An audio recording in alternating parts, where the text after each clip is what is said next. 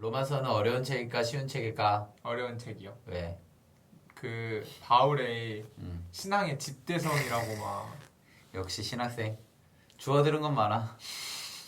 신학교 3년 다니면 이런 얘기 할 수 있대요. 근데 나는 로마서 쉬운 책이라고 생각해. 왜냐하면 바울이 로마를 안 갔거든. 그 네. 로마서를 쓰던 당시는, 그러니까 로마서를 먼저 보내고 나 이런 얘기를 하려고 하는 거야라고 이렇게 설명하는 편지야. 네. 그럼 너가 너를 잘 모르는 사람한테 무언가를 설명할 때 엄청 어렵게 쓰겠어? 있어 보이려고. 뭐 있어 보이려면 그렇게 하겠지만 어려우면 읽겠냐고 그걸. 안 읽게. 그러니까 바울이 편지 쓰는 목적이 네. 그냥 있어 보이려고 하고 그냥 단순히 학자로서 가는 게 아니라 나 괜찮은 복음 전하는 거야. 내 얘기 잘 들어봐. 이런 개념으로 쓰는 거잖아. 네. 네가 이제 교직 기술을 예를 들어서 해서 네. 학생들한테 그 선생님으로 갔어. 네. 교생으로. 네. 그러면 그 아이들한테 엄청 어렵게 막 가르치면 듣지 말라는 거잖아. 그렇죠. 어떻게든 쉽게 해서 그 아이들 듣게 하고 그 너가 전하려는 얘기를 잘 전달하는 게 목적일 거 아니야. 그렇죠. 로마서도 똑같다고. 그럼 로마서는 쉬울까 어려울까? 그럼 좀 쉽게? 쉽게 썼겠지. 근데 왜 우린 어렵게 생각하냐면 아까 너가 말한 바울 신학의 집대성 막 공부로 하기 때문에 어려워지는 거야. 그런데 더 중요한 건 바울이 2019년도에 한국인을 대상으로 이 편지 쓴 게 아니라 그 당시에 세계의 중심이었던 로마 사람들한테 편지를 쓴다고. 네. 그러니까 바울이 쓰는 이야기가 우리에게는 어렵게 느껴질 수 있어. 논리 구조가 잘 안 맞거든. 사고하는 문화가 다르거든. 근데 그들의 문화와 그들의 사고를 모르는 상태에서 읽으면 굉장히 어렵게 느껴질 수 있다고. 네. 근데 이제 내 얘기를 잘 들어보고 이제 로마서를 읽으면 쉽습니다. 한번 제 얘기를 쭉 들어보세요. 바울 로마서를 1장부터 16장까지 제가 설명을 해드릴게요. 네. 한번 쭉 그 따라서 그 요약하듯이 한번 해볼 테니까 잘 들어봐요. 1장에서 바울은 이방인들이 죄인이라고 설명해요. 1장에서는.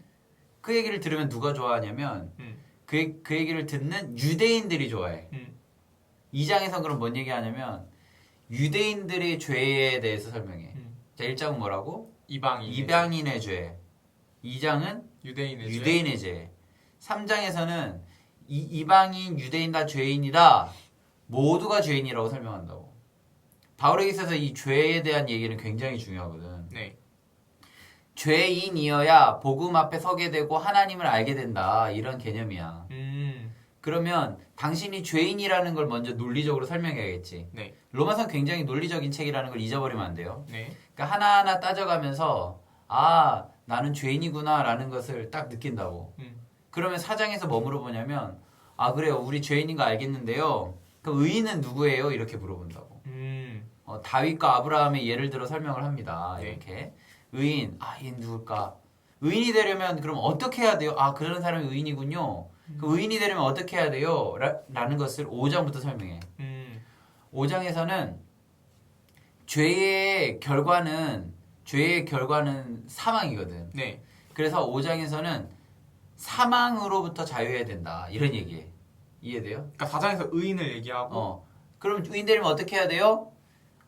사망으로부터 자유해야 된다. 이렇게 얘기해. 사망으로부터 자유하려면 어떻게 해야 돼요? 아까 말했잖아. 사망은 뭐의 결과냐면 죄의 결과거든. 그러면 죄에서 자유해야 된다. 이렇게 얘기하는 거야. 네. 죄로부터 자유하려면 어떻게 해야 돼요? 죄를 깨닫게 하는 게 뭐냐면 율법이에요. 율법. 율법으로부터 자유해야 된다. 이렇게 얘기해요. 그럼 율법으로부터 자유하려면 어떻게 해야 돼요? 이렇게 물어보겠지. 성령 안에서 자유해야 된다. 이렇게 얘기한다고. 자, 다시. 의인 되려면 어떻게 해야 돼요? 이렇게 물어보잖아. 네. 물음의 답이라고. 네. 5장부터 얘기하는데 5장에서 사망으로부터 자유해야 돼. 네. 사망으로부터 자유하려면 어떻게 해야 돼요? 죄. 사망은 뭐의 결과? 죄의 죄. 결과. 죄로부터 자유해야 돼. 죄 자유하려면 어떻게 해야 돼요? 죄를 깨닫게 하는 게 뭐라고? 율법으로부터 자유해야 돼. 네. 율법으로부터 자유하려면 어떻게 해야 돼요? 성령 안에서 자유해야 돼. 이렇게 얘기하는 거야. 네. 그래서 8장 마지막에 보면 어떠한 것에서도 그리스도 예수의 사랑에서 우리를 끊을 수 없다 이런 얘기를 한다고. 네. 자, 1장부터 8장까지 정리. 네. 자, 예상 질문에 답을 하는 거야. 그리고 예상적인 상황을 이제 만들어가는 거지. 첫 번째 1장에서 이방인의 죄, 네. 2장에서 유대인의 죄, 음흠. 3장에서 그렇기 때문에 모두가 죄인입니다. 네. 그러니까 4장에서 그럼 도대체 의인은 누구예요? 다윗과 아브라함을 예로 들어 설명한다고. 그럼 의인 되려면 어떻게 해야 돼요? 5장에서 8장까지 보면 5장에서는 뭐라고? 사망. 사망으로부터 자유. 사망으로부터 자유하려면 어떻게 해야 돼?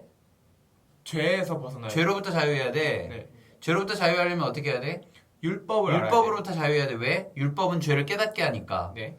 율법으로부터 자유하려면 어떻게 해야 돼요? 성령 안에서 자유해야 돼요. 이게 1장부터 8장까지 이야기라고. 음흠. 자, 그럼 다시 1장부터 8장까지 뭐 길게 하면 11장까지가 이걸 교리라고 한다고. 이렇게 가르침. 네. 자, 가르침을 들었으면은 이제 어떻게 해야 돼요? 실천해야 되죠? 음흠. 실천 이야기가 12장부터 나온다고. 네. 이해돼? 네. 그럼 9장부터 11장까지는 이스라엘 구원 문제라고 해서 좀 번외. 이거는 뭐 기회가 되면 다음에 얘기하겠습니다. 네. 1장부터 8장까지 다 배운 사람은 12장에 어떠한 행동을 해야 돼? 자, 너가 교회 다니면 제일 중요한 게 뭐야? 교회 다니면 공동체? 제일 중요한 거. 예배? 그렇지. 아. 그래서 12장에서 예배에 대해 설명한다고. 네. 예배가 세워지면 공동체가 생기게 되고, 그래서 13장 공동체. 자, 공동체가 생겨지면 이제 약한 사람들 있잖아. 그래서 14장과 15장은 약자 보호. 음흠. 자, 율법, 복음을 아는 사람, 내가 죄인이라고 인식하는 사람은 제일 먼저 해야 되는 게 예배라는 거예요, 예배.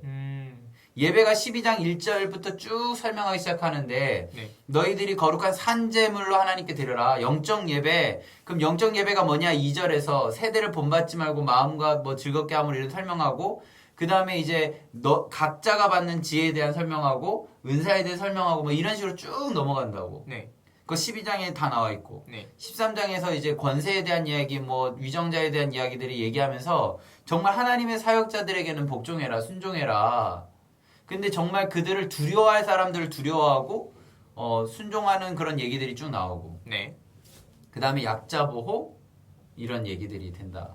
이게 로마서예요. 로마서는 굉장히 논리적으로 설명한다고. 자, 다시 1장부터 우리 이야기를 정리해 보면 먼저 사도 바울은 어떻게 한다고요?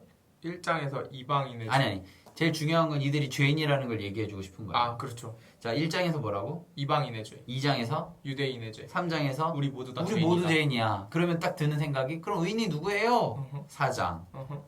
의인 되려면 어떻게 해야 돼요? 5장에서. 사망에서부터 자유. 6장. 죄에서부터 자유. 자, 왜? 사망은 죄의 결과. 결과니까. 자, 그 다음 7장에서. 율법을부터 자유. 왜? 율법으로부터 왜 자유해야 돼? 율법이 죄를 알게 하니까. 죄를 깨닫게 하니까. 네. 자, 그럼 율법으로부터 자유하려면 어떻게 된다고? 성령 안에 거해야 그렇지. 성령 안에서의 자유. 음흠. 이해돼요? 네. 자, 그러면 성령 안에서 자유하면 율법으로부터 자유하게 되고 율법으로부터 자유하면 거꾸로 죄에 자유하게 되고 네. 죄에서 자유하게 되면 사망으로부터 자유하게 된다. 네. 그럼 어떻게 의인이 되는 거지? 음흠. 그래서 나중에 로마서 읽어가다 보면 이 의인이 되어져 가는 우린 죄인일 수밖에 없는데 예수 그리스도의 십자가로 우리는 의인이 되고 영생을 하게 된다라는 구절들이 나오는 거야. 네. 이해돼? 네. 자, 그러면 이런 상황들을 다 경험하면 제일 먼저 실천해야 되는 게 뭐라고? 예배. 예배를 드리면 뭐를 세워야 돼? 공동체. 공동체를 세우면 그 다음 뭐 해야 돼? 약한 자를 돌봐야죠. 돌봐야 돼. 이해돼? 네. 제일 중요한 거는 예배를 통한 공동체. 공동체가 건강해지기 위해서 약자를 보호해야 된다. 이 세 가지가 우리 신앙인들에게 제일 중요한 거예요. 이해되죠? 네. 끝이에요? 더 해야 돼?